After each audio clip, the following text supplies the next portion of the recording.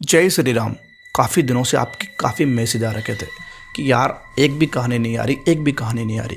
अच्छा, बहुत ही अच्छी कहानी आ गई है। इतनी अच्छी कहानी कि आपको मज़ा ज़रूर आ जाएगा। आज की कहानी के अंदर मैं आपको बता दूं कि एक लड़का होता है जो अपनी मेहनत से एक रिक्शा खरीदता है और रिक्शा खरीदने के बाद वो एक ऐसी लोकेशन पर पहुंच जाता है जहां पर उसकी मौत निश्चित थी, पर बच गया। क्यों? भगवान की आस्था। कहानी को शुरू करने से पहले आप एक छोटा सा काम कर दो। सब्सक्राइब का बटन आ रहा होगा आपके सामने, उसको दबा दो। सब्सक्राइब कर दिया? नहीं करा यार, सब्सक्राइब करो। कर दिया ना? अब मैं आगे बढ़ता हूँ। दरअसल एक लड़का होता है राकेश नाम का। अब उसकी जो है काफ़ी दिनों से उसका एक्सपीरियंस हो चुका था। करीब 4 साल तक उसने एक रिक्शे की कंपनी के अंदर काम करा था। कुल मिलाकर ड्राइवर का काम करा था, बहुत ही अच्छा ड्राइवर बन चुका था। उसके परिवार के अंदर वो, उसकी पत्नी और उसका एक बेटा 5-6 साल का, ये 3 आदमी थे। इनका विचार ये था कि अपन एक काम करते हैं, अपने पास पैसे हो भी गए हैं और अब खुद रिक्शा ले आते हैं, खुद की काम करेंगे, खुद का अच्छे से जिएंगे जिंदगी, कब तक दूसरों की काम करेंगे। इनका प्लान ये था। प्लान के 15 दिन बाद ये गाड़ी ले आता है। अब गाड़ी के दौरान इसकी अच्छी खासी जिंदगी चलने लगती है। जो भी बचता इसके घर के अंदर बचता, जब भी चाहता जब नहीं चाहता, इसके मूड के हिसाब से सब कुछ काम होने लगा था। अब वो रात आती है जो इसकी ज़िंदगी को तबाह कर सकती है। आज की रात के अंदर ये अपने घर पर बैठा हुआ था, तभी इसको कॉल आता है कि भैया हमें गाड़ी की ज़रूरत है, हमें वहाँ पर छोड़ कर आना है। कुछ लोकेशन थी जहाँ पर इनको जाना था। अब क्या होता है, ये जहाँ पर इसको कॉल आया था वहाँ पर जाता है। वहाँ पर जाने के बाद ये उन कस्टमर्स को उठाता है जहाँ से इसको उठाना था। 2 आदमी थे, एक पति और एक पत्नी दोनों थे। इसकी गाड़ी के अंदर बैठे, गाड़ी चल रही थी। करीब 100-150 किलोमीटर की दूरी इसको तय करनी थी। अब क्या होता है, एक पेट्रोल पंप आता है बीच के अंदर, वहाँ पर एक गाड़ी को रोकता है।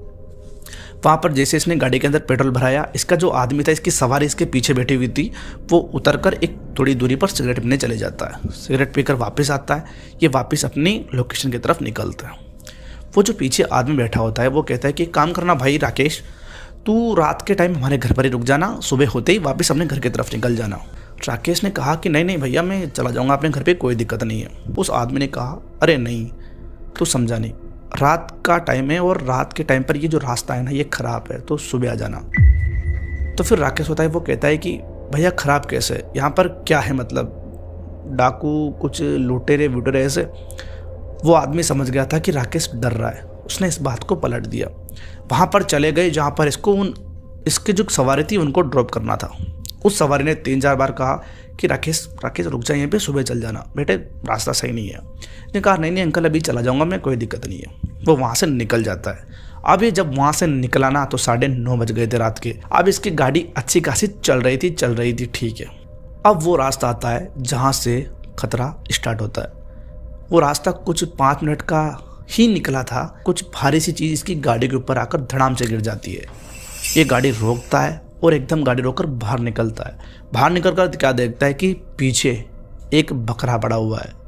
बकरे का जो सिर होता है ना, वो इतनी बुरी तरह से कुचल रखा था कि किसी ने बड़ा सा पत्थर उसके चेहरे पर मारा हो। उसका पूरा फेस मतलब बिखरा हुआ था। इसकी हालत ख़राब हो जाती है कि ये कहाँ से आया, ये ऊपर से कैसे गिरा। इसके मतलब रोंगटे खड़े हो जाते हैं। ये कप कपाने लग जाता है। पानी वानी पीता है। ये गाड़ी वापस कैसे भी करके चलाता है। इसकी गाड़ी चल रही थी। इस घटना को करीब 5 मिनट हुए थे अभी तक बीते हुए। सामने एक लैंप था, लैंप के पास एक आदमी खड़ा हुआ था। वो हाथ देकर कह रहा था कि मुझे लिफ्ट चाहिए। अब ये उस आदमी के पास चला जाता है और वहाँ पर गाड़ी रोक देता है, जो कि नहीं रोकनी थी।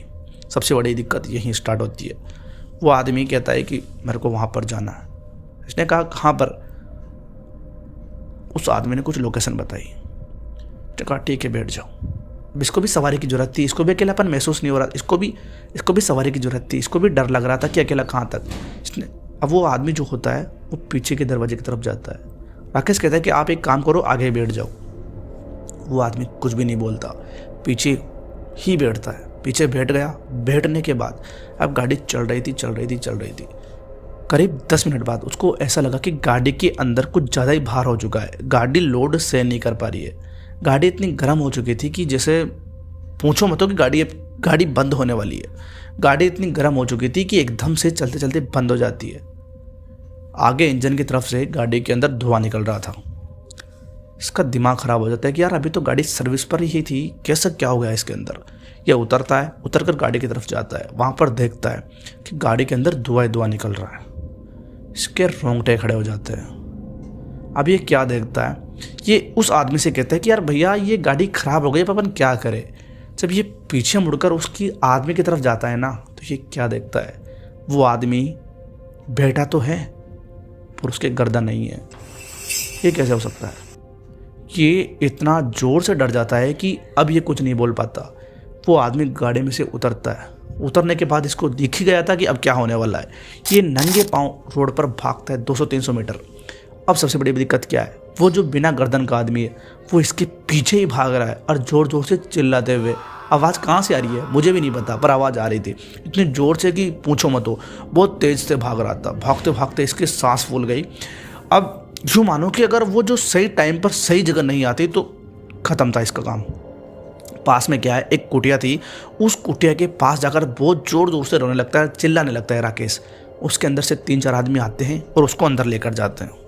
अंदर ले जाने के बाद वो जो कुटिया थी वो एक पुजारी जी थे, उनका ही घर था ऐसे मानो। तो वहाँ पर उनको अंदर ले जाता है, उसको पानी पिलाते हैं। वो रोने लगता है ज़ोर ज़ोर से।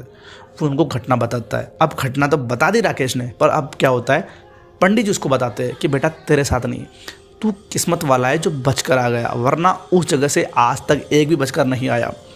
राकेश कहता है कि पंडित जी ऐसा है क्या वहाँ पर, मुझे बता दीजिए पंडित जी। अब क्या होता है मैं आपको बताता हूँ कि वहाँ पर है क्या ऐसा। वहाँ पर कुछ नहीं, एक टाइम के बाद एक ट्रक वाला होता है जो कि सटासूट आ रहा था।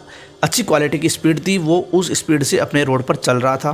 तभी एक आदमी ने हाथ दिया, उसको काफ़ी ज़रूरत थी कि मुझे आगे तक ड्रॉप कर देना, पर ट्रक वाले ने उसको पास से टर्न करा। अब वो टर्न करने के चक्कर में ट्रक वाले का कोई इरादा नहीं था कि इसको चोट लगे। वो वहाँ से घुमाने के चक्कर में वो आदमी एकदम से ट्रक के सामने आ जाता है और ट्रक की भचेड़ में आने के बाद उसका बहुत ही भारी एक्सीडेंट हो जाता है और उसकी गर्दन उसके धड़ से अलग होकर वहीं गिर जाती है। तब से आज तक वो आत्मा सबको परेशान करती है। तू किस्मत वाला है जो बच गया, वरना आज तक कोई नहीं बचा वहाँ पे।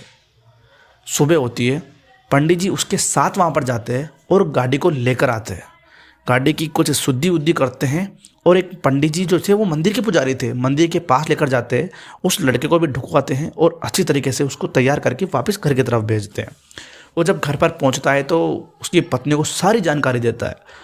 उसकी पत्नी ने एक ही बात कही कि अपन एक काम करते हैं, अगर ज़िंदा रहेंगे तो अपन बहुत कमा लेंगे, बहुत काम है करने के लिए, तो आप इस नौकरी को छोड़ दो, इस काम को छोड़ दो। तब से राकेश ने उस काम को छोड़ दिया।